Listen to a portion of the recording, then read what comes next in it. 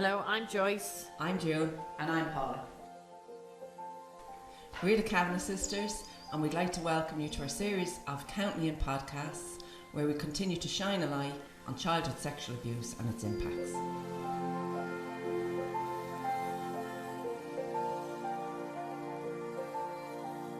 In today's podcast, we will be discussing gender inequality.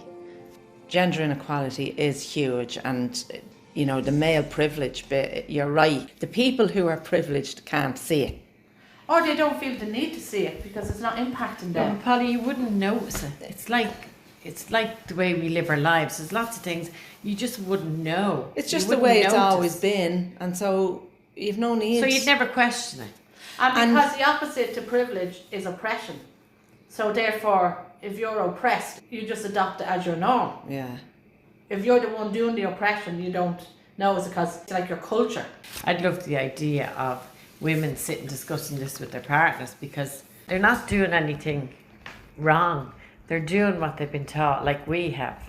I agree, and I do think like there are a lot of good men out there who think like, I'm not raping anybody, I'm not battering anybody, I love my partner and my children, this is not part of my problem. So they don't feel invested in even investigating it. They feel they're okay, it's nothing to do with them. I think it'd be useful if we point out a few things about male privilege. Well, you mentioned, for example, that the opposite to privilege is oppression, but I feel they're also oppressed. There's layers to it, and it goes back and back, you know, and it separates out into the elite, because I feel, you know, men and women are both oppressed and conditioned. Yeah. So you think of it the way we were brought up. We were actually told from a very young age, and it was just part of the day, where your whole role was to prepare to be a carer, a mother, a wife, a housekeeper. That was your role. And nobody said those words. The work that you were told to do, like on a daily basis, were messages we were receiving. Yeah. And our work was to take care of the home, the complete unfairness of the work distribution within a home. Like, we had 6 brothers, there was 4 girls, like, you know, the lion's share of work was cleaning up after the fellas, and yet that was all on us, even changing wet beds and, you know, things like that were unsavoury and nothing to do with us, but we were sent in to clear up their mess. But at the same time, I would say to you, you have to notice what they were told. Because I know the biggest issue for the men in our family would be their inability to express how they feel or share emotions, because the message they received very strong was, be strong, your job is to be the breadwinner, you have to provide. Men don't cry. It's the same kind of crap. I know you're talking about the distribution was definitely very unfair. So yes, there was messages in all of that for us and for them. And that's why I feel that men are equally as oppressed as we are.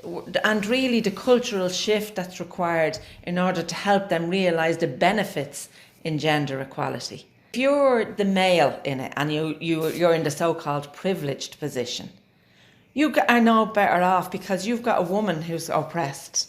How can your life be fulfilled when you have an unhappy wife who has been conditioned and internalised the oppression to the point where her self-worth is damaged by it? How can you, as the male privileged, have a great life?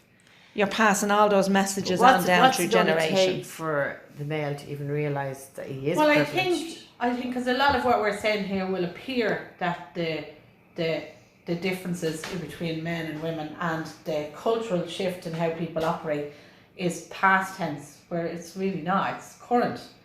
And when women are going into the workplace and fighting for equal rights, the confusion is for a lot of men who feel they don't oppress or they're not privileged, they're working class men who are trying to just get by like everybody else. They can't see where the privilege lies by just merely being born a male.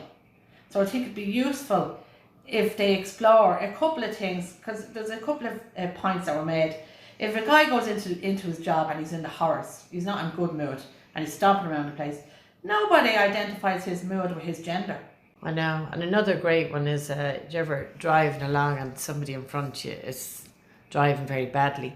There's a just automatic assumption that that's a woman. Yeah.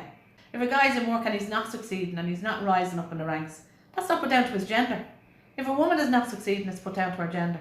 If you're going to get a job and you're asking to be hired, the employer is not sitting behind the desk thinking, if there's a guy in front of me, is to worry about him having a baby, needing more time off work. Again, in general, if a man goes to work, there's usually a woman minding the children. Whereas if a woman goes to work, she has to find or organise the child minding situation. And that all adds to the stress and pressure of her everyday comings and goings. Like, a man usually gets up in the morning, gets himself ready. Now, I'm not saying everybody, I am generalising.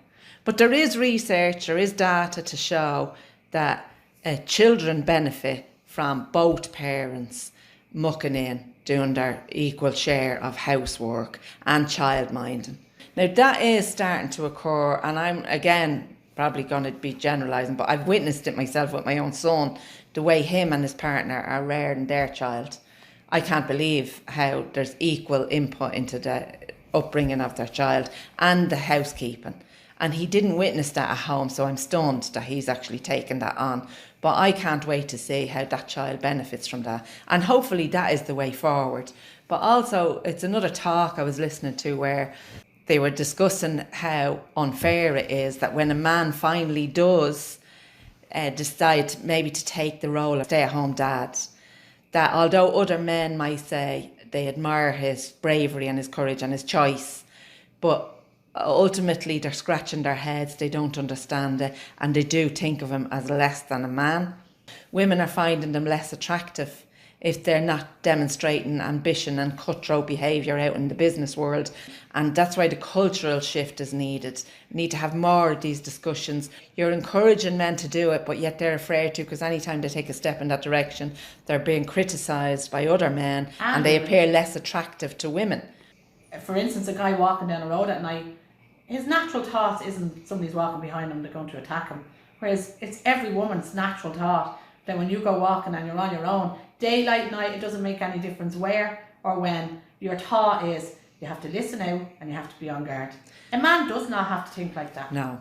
And although I have sons, so I am aware if they go out, they are in danger, you know, a different kind of danger. But I know that's not consuming their thoughts when they go out, the way a woman or a girl would have to be thinking. Well, I mean, the disparity in wages when it comes to, when you're talking about male privilege, that's a big issue for women. If women are going to be stay-at-home mums, they should receive some kind of payment for it, even if it's half of her husband, half of his wages, that he's not giving it to her out of the goodness of his heart. Like, it's her entitlement if she's in a partnership and he's working. That's her end of it, because she's doing half of the job, the work that they're doing as a family. They tell you it's the most important job in the world. Yeah, but nobody backs that up. There's no training for it. No. Not acknowledged. You're not rewarded. It's just constant criticism. And you're also now, on top of that, there's added pressure for women now to also go out and work as well as raise children. That's the most important job in the world. Run a home. That's harder than any job. And work as well. And yet you've got the male who isn't out of his conditioning yet, so you might be left with all of that on your own. If you get promoted in your job, it's not just assumed you slept your way up there, which it would be if it was a woman, which is just crazy. Yeah. You can dress how you want without using it as a defence in your rape case. Oh yeah, nobody'd ever use that in a rape case, yeah, they wouldn't be holding up the male pair of jocks to say, look, they're pink, he obviously intended to have sex. Yeah. But things like that, all those little things that you really don't give much thought to. Going to a mechanic or complaining about a service went a lot further when my husband did it. Yeah. If I went to a mechanic, I could be told anything. And I'm sure they had a great laugh with a lot of things they told women. Yeah. But if a man went in, even if you hadn't got a clue about the back end of a bus, they were treated completely different. Yes. There used to be a place in Ballyfermot where you could go and rent a TV, And I wasn't allowed to do that without my husband's permission. It's not that long ago that I joined in the credit union or something, but I had to get Eamon's signature, and the girl behind the counter was very embarrassed even saying it. Or do you ever get in a conversation with somebody and you're standing beside a guy, they keep eye contact with the fella, they talk, if you go into a shop for a phone even, they talk to him like it's nothing to do with you even though it's your phone. Well, my son and his partner went for a new couch. We went with them, myself and my husband, right? So my son had to go back, he forgot something, which left the daughter-in-law and myself and my husband. And the guy approached my husband straight away. And even though my husband said, here, she's looking for a suite of furniture, this is what she's looking for, he still bypassed her completely. We weren't even paying for it. And offered him a cup of coffee. And I'm standing right beside him. But I just thought, like, it's still alive and kicking in some areas. If Eamon goes in to make a query about anything, and if I went in right after him, he would get a completely different response to me. The majority of people in political power or power in organisations or businesses are men. And men do things to fit their own agenda. And women aren't even nearly up there enough. And if a woman goes in and she's assertive, she's a bitch, or some women adapt the male energy, thinking that they have to be and act like a man in order to get something done, because that's what society is telling them. Women judge women, along with the men judging the women. But see, that's all feeding into the culture. That's society. That's the way we've been bred. That's what I would say to you. Men may be privileged, but half of them don't even know they're privileged. I don't think they feel privileged. It doesn't always feel like that. Yeah. It's just, they've never had to compare it.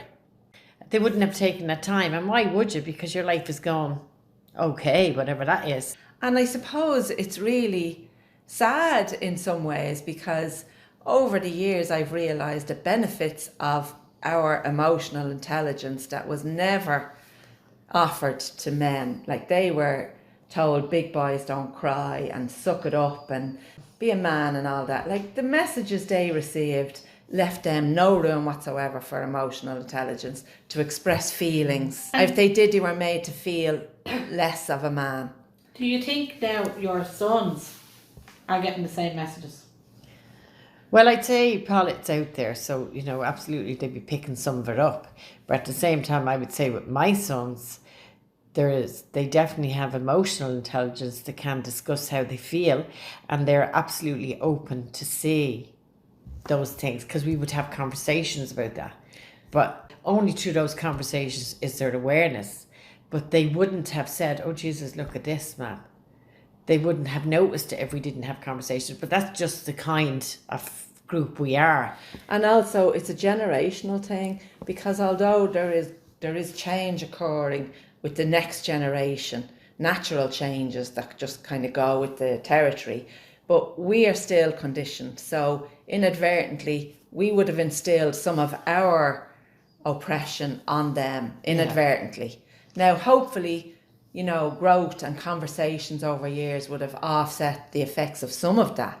But you don't know how much of it you're bringing forward. Every generation sheds some shit, but you still bring it, because most of the time you're not even aware of it.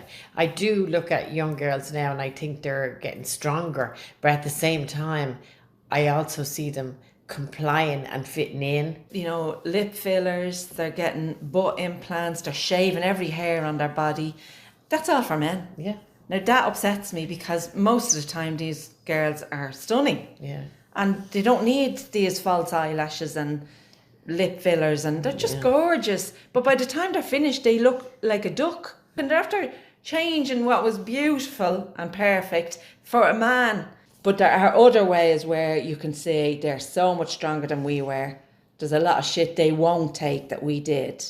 So, like, there's good and bad with every situation, but you just have to keep the conversation and the awareness going. We only have to look at Love Island and see how unattainable the bodies of those contestants are for the majority of the general public walking around. How do you compete with that? Yeah, there's nobody on those programmes that mirror or replicate normal, the average body shapes. Yeah. Probably we would have less access to that. You put them as a category of people. You didn't put them as your normal Joe Soap. Now the difference they're doing now, and the more damaging and hurtful I think it is now, because now it's affecting men as well as women, is now they're putting up what they consider ordinary normal people into these programmes, and they're casting them as normal average Joe Soaps, which they're not. Because they're saying these are just your average Joe Soap, he's a builder, he's a plumber. Presenting themselves as average, and they're not. Yeah.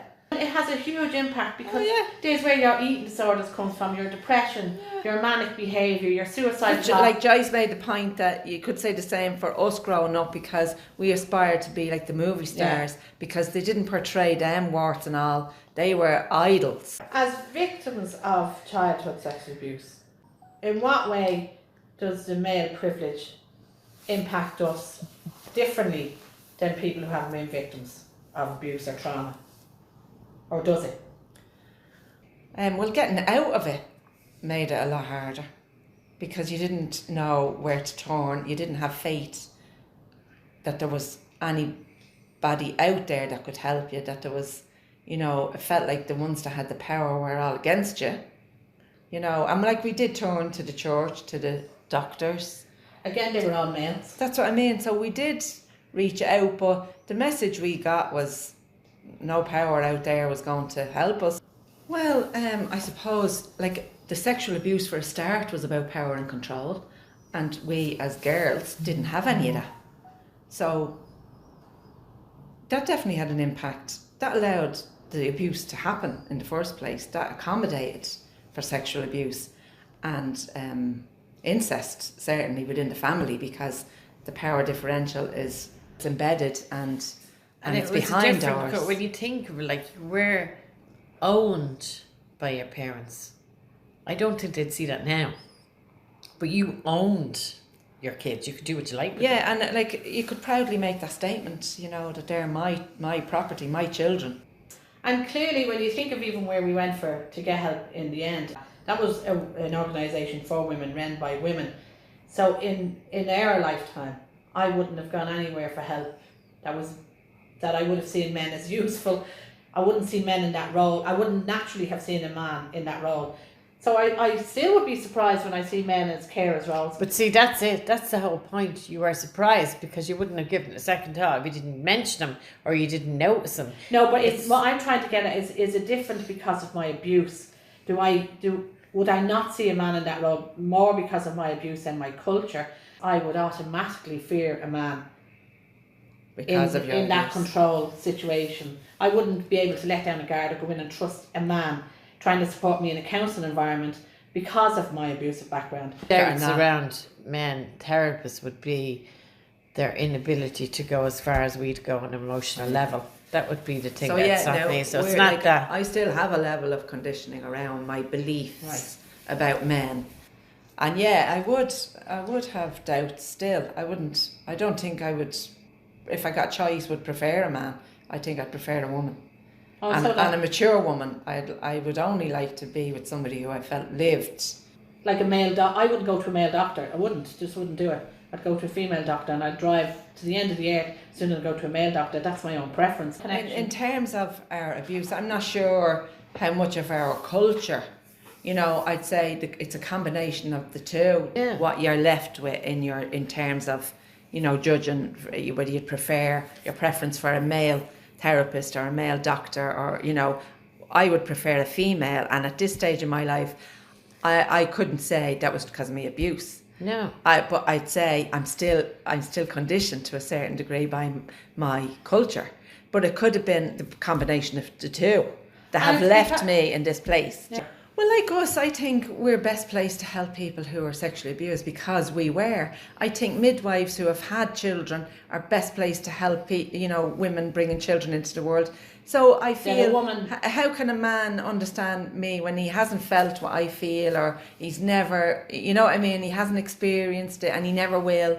So I'm not saying that there aren't men out there that have the capacity to have empathy, but I would just feel more confident with a woman. That's just my preference.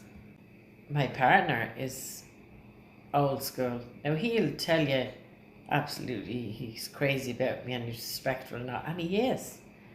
But I know his beliefs are, I should be at home. He should be providing, I should be at home. I should now be relaxing at this stage. Now you can do the housework and do all the cooking and cleaning, washing and ironing, because like what do you do? They're only going in the machine. It's that, and he doesn't know he has the attitude. Right. And he would honestly say he's a huge improvement on his own experience because his own father would have been like that. So that's what I'm saying to you. The shifts in generations, they're small and they're happening. They're just not big enough because no one is looking at the big picture. I just think it should be part of the educational system where you work on self-esteem. Absolutely. And you should be in there from kindergarten. Actually understand the importance of it. And no use giving it lip service. You actually need to do something about it. One of the Dutch countries where they teach empathy to children, and they've been doing it since 1996. It's not a new thing. But I just think, my God, that's the way. But it is the way, but it is like everything else. We talk. Nobody does anything because although they're telling you lip service that this is really important, if they really believed that, it would become part of our daily lives, especially for the kids coming up. That, you know, they'd have a much better chance than us if they were to actually recognise and feel worthy. If you work on yourself, then male privilege, oppression, femininity, it doesn't make any difference. None of that will actually matter. Yeah. Because at the core of every one of us, be it male or female, is The self-worth. that self-worth and that love. If you really love yourself, your natural instinct will be to share that. I really still think you have to visit the programming. It's like we were programmed like computers. We didn't even know we were programmed. And only when you learn things yourself from something you've experienced or something you've seen or somebody close to you, then it's the only time you actually stop and look. So people that are privileged, you can't change that if you don't even know it.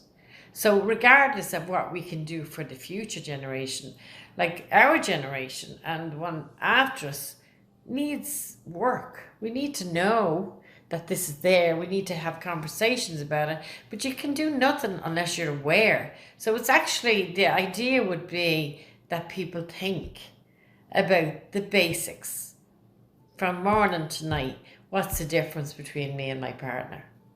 How am I viewed in the world? How are they viewed in the world? How do I actually see her? What do I expect from her? What do I expect from him?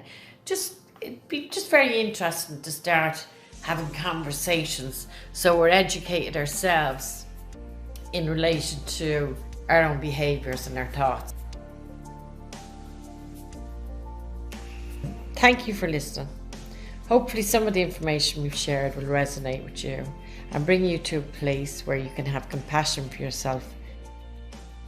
Please know that no matter how you feel or how you respond to the abuse, it was normal.